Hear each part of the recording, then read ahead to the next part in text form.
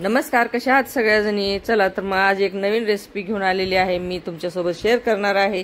Recipe कुठली आहे तुमच्या लक्षात आलेलंच असणार आहे, कारण मी आज ड्रायफ्रुट्स लाडू बनवणार आहे। तर ड्रायफ्रुट्स लाडू हे खरंच खूप छान राहतात, रोगप्रतिकार शक्ती वाढवणारे आणि भरपूर एनर्जी देणारे, कॅल्शियम आणि प्रोटीन युक्त हे ड्रायफ्रुट्स लाडू खरंच खूप छान राहतात खायला। एक लाडू खा तुम्ही दिवसभर, तुम्हाला भूक लागणार नाही आणि थकवा पण तर अजिबात येणार नाही। तर ह्या अशा पद्धतीने लाडू मी बनवत आहे। तर तुम्ही बघा, साहित्य सगळं तुम्ही बघितलेलंच आहे, कारण आता ह्यामध्ये खरं तर तूप घालून भाजायचं असते, पण कुणाला तूप आवडत नाही आणि कुणाला बिगर तुपाचे आवडतात। तर म्हणून मग मी असे ह्या पद्धतीनं हे लाडू करते। मी तुपातले पण मागे केलेले आहेत, शॉर्टमध्ये माझे रील्स आहेत तुपामध्ये भाजून केलेले, पण मी तूप न टाकता हे लाडू बनवत आहे।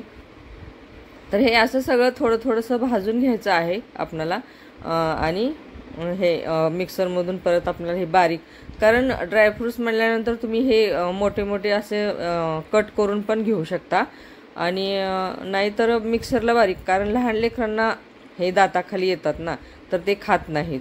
म्हणून मग मी काय करते, थोडंसं असं बारीक वाटते आणि बारीकच करून मग मिक्सरला हे लाडू बांधते। तर बघा मग आता हे बघा कसं मी करते ते, कारण हे सगळ्या ज्या आहेत ना, थोडं थोडं गॅस बारीक करायचा आहे आणि भाजून घ्यायचं आहे सगळ्या। हे आहे तर पिस्ता। तर आता आपल्याला हे खोबरं आहे ना, खोबऱ्याचा खिस आहे, तर ते मी भाजून घेते आणि थोडंसं लालसर, एकदम आपल्याला भाजायचं नाही, हलकं हलकंसंच भाजायचं आहे सगळं। तर आता हे खोबऱ्याचा खिस पण मी थोडासाच भाजणार आहे, हलका, थोडीशी अशी कलर गुलाबी आला ना की आपल्याला हे झालेलं आहे असं समजायचं। तर कारण जास्त भाजलं ना की मग ते करपटल्यासारखं लागणार, म्हणून मग जास्त नाही भाजायचं। तर झालेलं आहे आपलं खोबऱ्याचं खिस पण भाजून, तर काढून घेऊया। आणि मखाना तर एवढा हे असतो ना, तर त्यामध्ये खूप म्हणजे जे नाही ते सगळं त्याच्यामध्ये गुण आहेत त्या ह्याच्यामध्ये। तर हे सगळं साहित्य आहे बघा, सगळं हे भाजून घेतलेलं आहे। फक्त मी अंजीर नाही भाजलं आणि मनुके नाही भाजले आणि जे ते जर्दाळू आहे ते पण नाही भाजलं, आणि हे बाकी सगळं भाजलं आणि पेंड खजूर। तर आता आपल्याला काय करायचं आहे, ते हे सगळं मिक्सरला बारीक करून घ्यायचं आहे। भाजून झालेलं आहे हे बघा, बघू शकता। तर हे सगळं भाजलेलं आहे आणि आता हे फक्त आपल्याला हे भाजलेलं नाही मनुका, कारण तूप टाकलं तरच तो मनुका मध्ये तुपामध्ये फुलतो, नाहीतर मग ते नाही भाजलं, चांगलं भाजणार नाही। तर त्यामुळं मी ते भाजलेच नाही, ते असंच मी टाकणार आहे। तर हे सगळे एक एक करून मी बारीक करून घेते मिक्सरला आणि त्याचे आपल्याला लाडू बांधायचे आहेत। तर मी बारीक केलेलं आहे आणि पेंड खजूर पण मी त्यामध्ये परत नंतर घालून हे सगळं मग परत मी वाटून घेतलेलं आहे।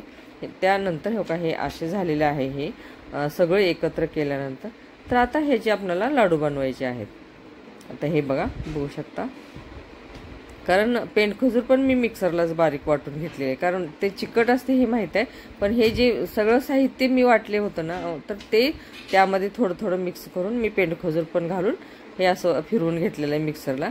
तर मस्त झालेलं आहे, आपल्याला लाडू बांधण्याला काही हे नाही, अडचण नाही, मस्त एकदम मोकळं पण झालेलं नाही, एकदम ओलं पण झालेलं नाही, आणि छानपैकी येतात हे लाडू वळायला आणि खायला तर अप्रतिम लागतात। तर कसे वाटले माझे लाडू कमेंटमध्ये मला सांगा, शेअर करा, सबस्क्राईब करायला विसरू नका, कमेंट करायला विसरू नका। लाडू कसे झाले ते मला